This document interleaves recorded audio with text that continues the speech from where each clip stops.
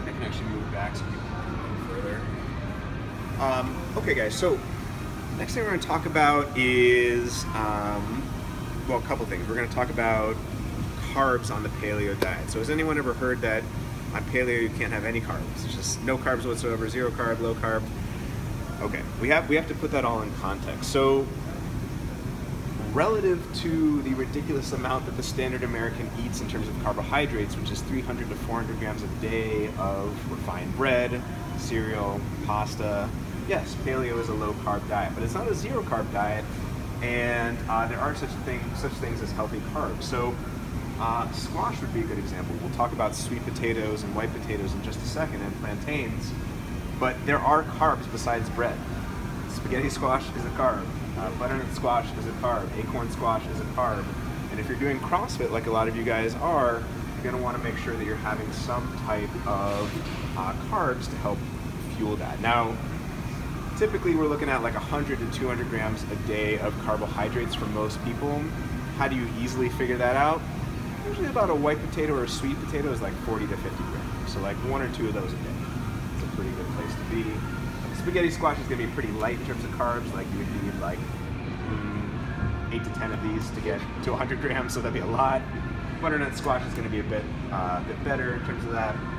But these are good carbohydrates. Now, let's talk about another type of carbohydrate, which is fruit. So in general, you're going to want to prioritize things that the carbohydrates that are more glucose-based, like your starchy vegetables, over your fruits. That's not to say that fruits aren't healthy, they are, but they should be thought of more as a dessert to your meal rather than something that pushes vegetables off your plates. Okay? So let's talk about my 3 rules when it comes to fruit. Number 1, I just told you, which is it should never push vegetables off your plate. That's number 1. Number 2, in general, you should not be drinking fruit. Like if you want to use apple juice or cranberry juice or something like that to flavor a dish, that's fine. But as someone who used to drink orange juice and Palm Wonderful like it was going out of style, that's just spiking your blood sugar and making it go on a roller coaster. It's not really helping you out too much.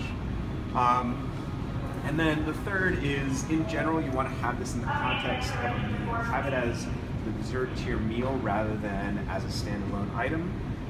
Now, if it's between you and McDonald's, you know, having an apple alone or banana alone, have the apple or banana alone. That's really not an issue. But here's something I will see over and over and over again when we do food journals. People wake up in the morning 6 or 7 days out of the week, oh, I had a banana for breakfast.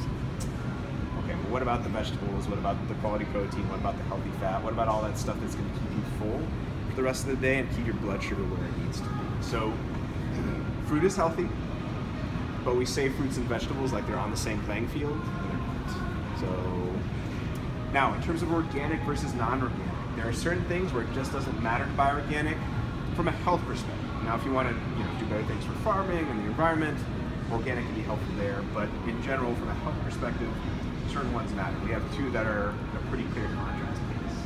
From a health perspective, it does not matter whether you buy organic bananas or not. While you're peeling off the skin and just eating what's inside, right? Same thing for pineapples, same thing for oranges. Typically, apples are pretty much year after year after year after year the top of the Dirty Dozen list. If you had to spend more money on one fruit to buy organic, I would say apples, always and everywhere. Okay? Next after that would be berries. Next after that would be grapes. Okay? So, if you weren't eating that way before, don't feel bad, no guilt.